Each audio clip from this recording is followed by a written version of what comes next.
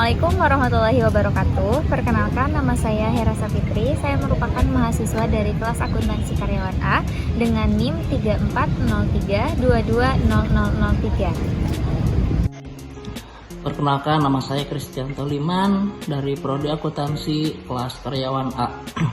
Assalamualaikum warahmatullahi wabarakatuh. Perkenalkan, nama saya Davi Aliansyah Putra Muhtar, NIM 34032220109. Saya dari kelas akuntansi karyawan A. Oke, dalam video ini saya dan rekan-rekan saya akan menjelaskan mengenai teori perdagangan internasional secara modern. Nah, bagaimana materinya? Kita lanjut berikutnya ya. Nah, teman-teman, pada teori perdagangan internasional modern ini bermula dari atas adanya ekonom dari Swedia, yaitu Eli Shecker dan Bertil Ohlin.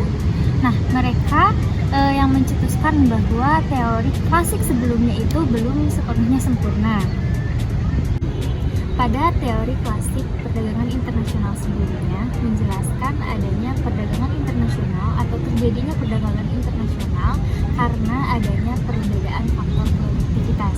Tapi dalam teori tersebut tidak dijelaskan apa penyebab sebenarnya perbedaan faktor produktivitas tersebut. Nah, pada teori perdagangan internasional modern atau perdagangan yang dikenal dengan teori HO, dalam teori ini menjelaskan apa sih penyebab perubahan produktivitas antara negara satu dengan negara lainnya. Yang pertama dilihat dari perbedaan jumlah atau proporsi sehingga menghasilkan perbedaan harga antar dua negara tersebut. Nah, dalam teori HO ini terdapat dua kurva. Yang pertama, kurva isokos, yaitu kurva yang menggambarkan tentang total biaya produksinya.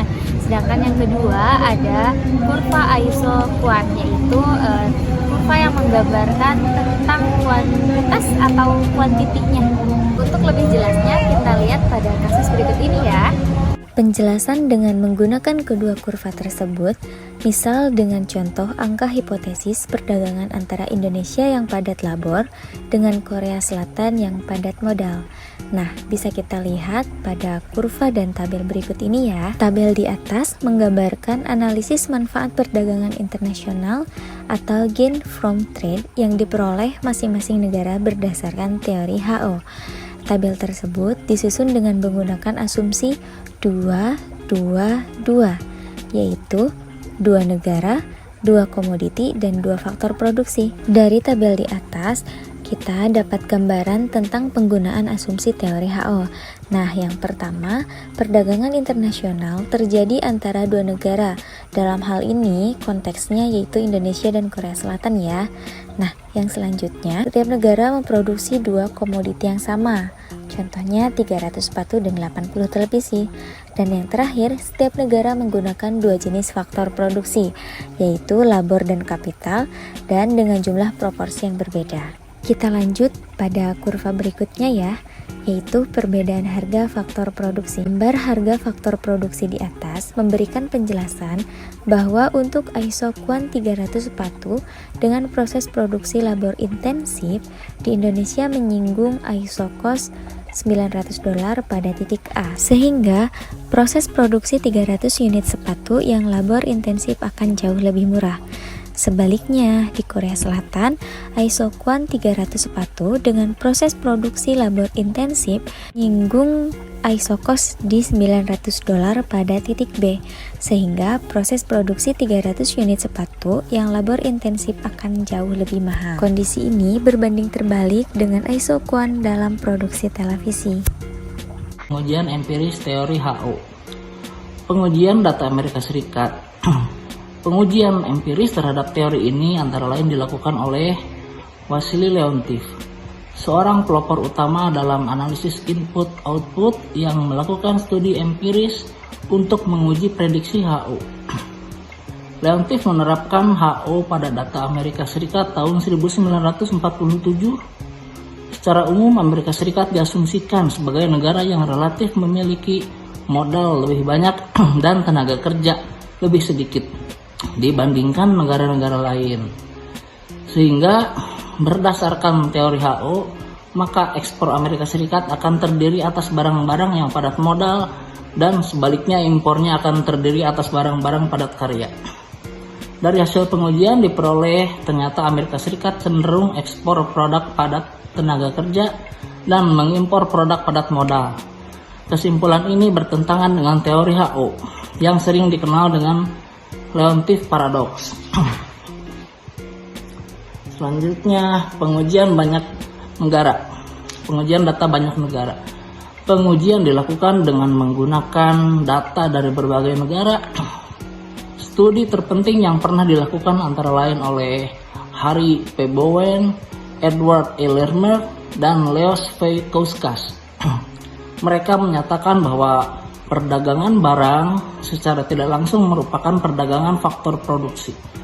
Sehingga kita akan menemukan negara akan melakukan ekspor terhadap produk yang faktor produksinya relatif melimpah dan begitu pula sebaliknya.